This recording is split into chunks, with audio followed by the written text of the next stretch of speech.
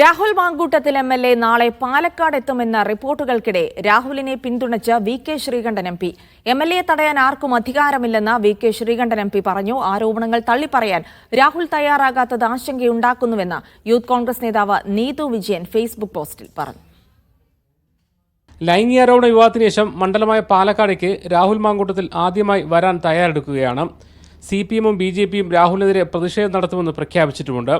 ഈ ഘട്ടത്തിലാണ് രാഹുലിന് പിന്തുണയുമായി പാലക്കാട് MP കൂടിയായ കോൺഗ്രസ് നേതാവ് വി.കെ. ശ്രീകണ്ഠൻ രംഗത്തെത്തിയത്. ഇന്നുവരെയും അദ്ദേഹത്തിനെതിരായിട്ട് ഒരു കേസോ ഏതെങ്കിലും തരത്തിലുള്ള ഒരു പരാതിയോ നിലവിലില്ല. സ്വാഭാവികമായിട്ടും അദ്ദേഹം MLA എന്നുള്ള പദവി, അദ്ദേഹത്തിൻ്റെ പ്രവൃത്തി, അദ്ദേഹത്തിൻ്റെ ഔദ്യോഗിക കൃത്യനിർവഹണം തടയാൻ ആർക്കും നിയമപരമായിട്ട് അധികാരമില്ല. അദ്ദേഹം വരികയാണെങ്കിൽ അത് തടസ്സം ചെയ്യാനുള്ള അധികാരം ആർക്കും. അതേസമയം രാഹുൽ മാങ്കൂട്ടത്തിനെതിരെ യൂത്ത് കോൺഗ്രസ് സംസ്ഥാന ജനറൽ സെക്രട്ടറി നീതു വിജയൻ സാമൂഹ്യ മാധ്യമത്തിലൂടെ പ്രതികരണവുമായി എത്തി.